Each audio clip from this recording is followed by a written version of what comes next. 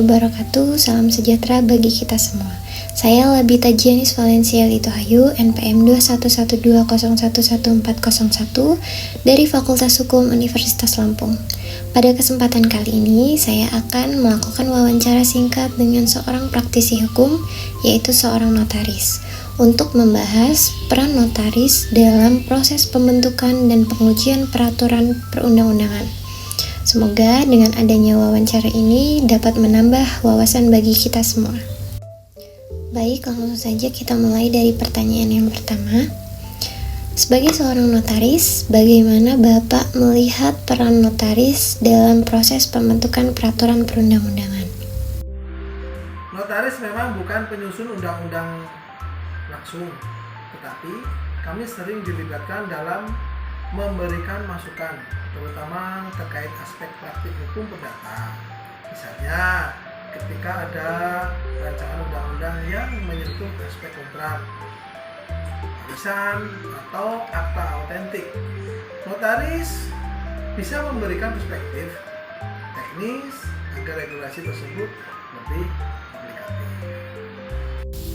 Baik, untuk pertanyaan selanjutnya, apa tantangan terbesar yang biasanya muncul ketika masukan dari praktisi termasuk notaris ingin dimasukkan ke dalam proses prolegnas atau prolegda?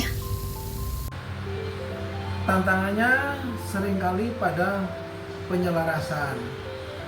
Praktisi punya banyak masukan teknis, tapi di tingkat legislatif kadang prioritasnya lebih politis. Jadi tidak semua masukan praktisi bisa ditampung. Perlu ada forum diskusi yang lebih intens agar suara praktisi hukum termasuk notaris bisa lebih terdengar. Untuk pertanyaan selanjutnya yaitu bagaimana pandangan Bapak tentang politik hukum dalam kaitannya dengan pekerjaan notaris sehari-hari? Politik hukum berpengaruh besar. Setiap kebijakan baru atau perubahan undang-undang pasti berdampak ke praktik notaris. Misalnya, perubahan aturan tentang perseroan terbatas atau warisan. Notaris harus menyesuaikan diri dengan cepat. Jadi, politik hukum itu nyata pengaruhnya, bukan hanya teori. Baik, untuk pertanyaan yang terakhir yaitu apa pesan Bapak untuk mahasiswa hukum yang ingin memahami hubungan antara teori, pembentukan peraturan, dan praktik hukum seperti notaris?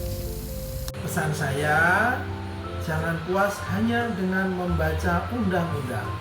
Pahami juga bagaimana aturan itu dijalankan dalam praktek, apakah mudah diterapkan atau justru menimbulkan masalah.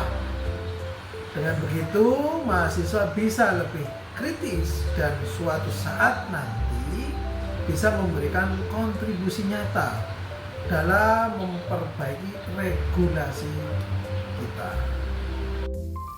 Baik, sekian untuk wawancara kali ini. Terima kasih kepada Bapak Edi Kurniawan selaku notaris yang sudah meluangkan waktu untuk berbagi pengalaman dan pandangannya.